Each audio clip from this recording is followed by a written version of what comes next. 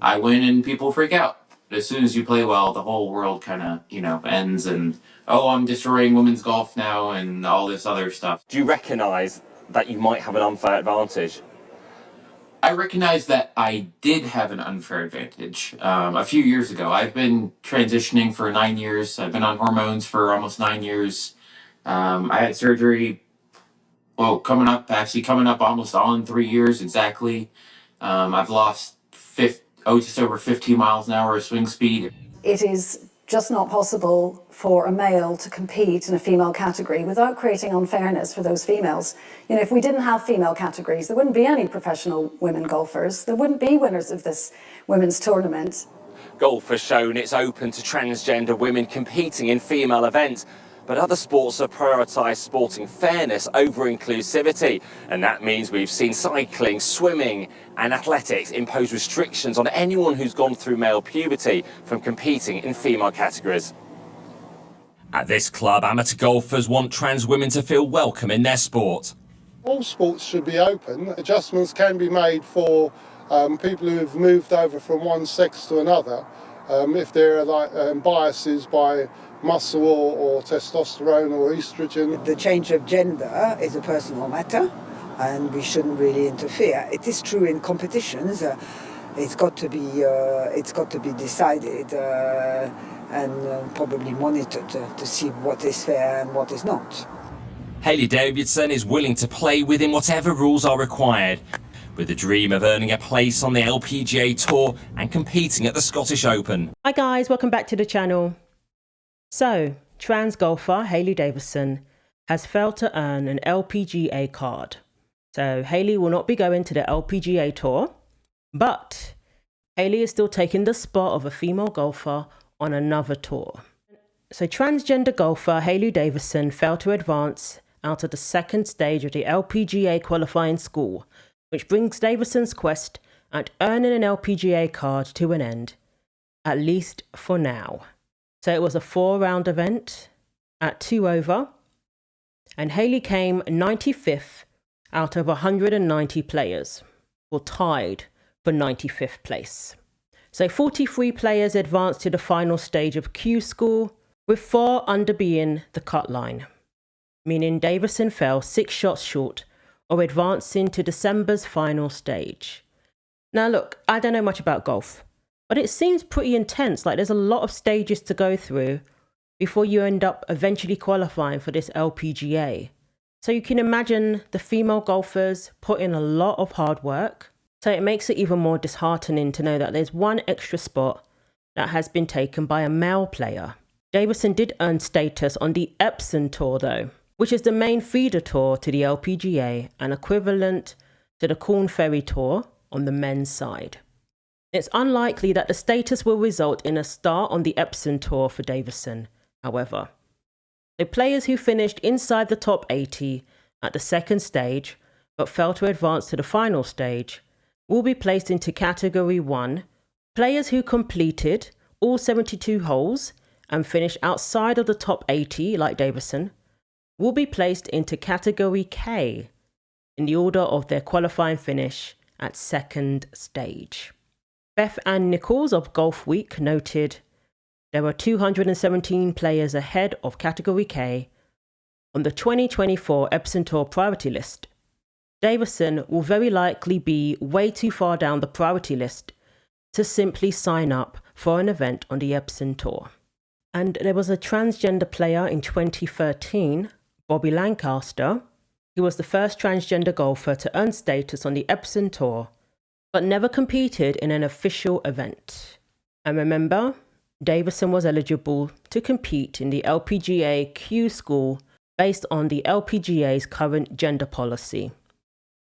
Davidson progressed within the competition within the tournament, despite 275 female golfers sending a letter to the LPGA, United States Golf Association, and the International Golf Federation.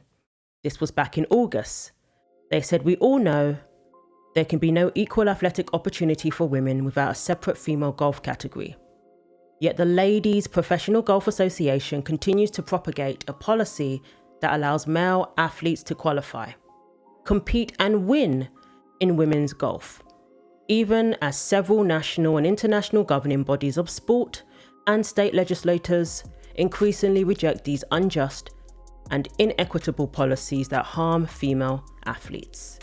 LPGA policy does not explicitly state eligibility based on sex. It is essential for the integrity and fairness of women's golf to have a clear and consistent participation policy in place based on a player's immutable sex. There are differences between the sexes, female and male, that specifically affect our sport of golf. The level of bullying, the level of abuse here against women is horrendous. Yeah, absolutely. Good evening. It's the closing down of debates and the silencing, the intimidation. When we had Leah Thomas swimming at Pennsylvania University, they had to change twice a day with a fully intact man. And if they complained about it, they were told that they would be referred to a psychologist to change their attitude. So, I mean, it's been extraordinary what's been able to go on. And this happened in 2015 when the IOC, the Olympic organization, changed the rules. And it's just got worse and worse and worse. And as you mentioned, you know, the boxing this year in Paris, that's 2 Olympic gold medals that biological females missed out on. 800, 900 medals that we know about, right? There'll be hundreds and hundreds more than that. There's 75 trans-identifying men right now in the women's FA game here in the UK. There are no females stealing places from males in the men's FA game. So this only goes one way. And when I say that women only have 4% of the sponsorship dollar in sport anyway, across the whole world, so 96% of the money in sport goes to men already. Now we're not even allowed to have our own category, free from males. And we know there's a biological difference. That's the whole point of having men and women's competition, because we know that fact. And also all the science shows that we can't remove that biological benefit. So there's not a shred of evidence that says that this is fair. And as you mentioned, you know, it's extremely dangerous in contact sports, anything really from hockey to football, all the way up to boxing, where males will punch 160% harder than a female. And it is a massive accident waiting to happen. And it absolutely just devastates me that we're waiting for this serious accident before we do what is right and proper. And unfortunately, this letter was ignored because Davidson continued within the tournament and advanced to the second stage of Q School, taking an opportunity away from a biological female in the tournament field. And this is what it comes down to. When you allow male golfers to participate, that is taking a spot away from a female golfer through no fault of her own. As we see here, there are a lot of stages to go through, and that can't be easy.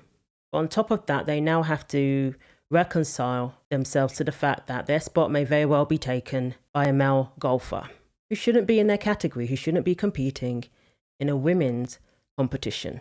But of course, Davidson is going to say, see, I didn't win the LPGA, I didn't progress to compete in the LPGA, and I certainly didn't win it. That makes me a woman. That makes what I'm doing fair. This is the logic that Davidson applies to this whole situation. This is a justification that Davidson puts out there, as well as supporters of trans athletes in women's competitions. If the trans athlete isn't winning everything, then that somehow makes them a woman, even though they've progressed further than they ever would have competing against male athletes. So that's where we're at now. The LPGA and all these golfing organizations don't look like they're changing their policy anytime soon.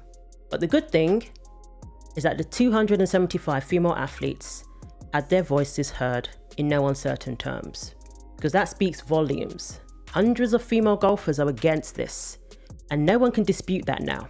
So let me know what you think. Thanks for watching. Like, comment and subscribe. Take care of yourselves, and God willing, I will see you in the next video.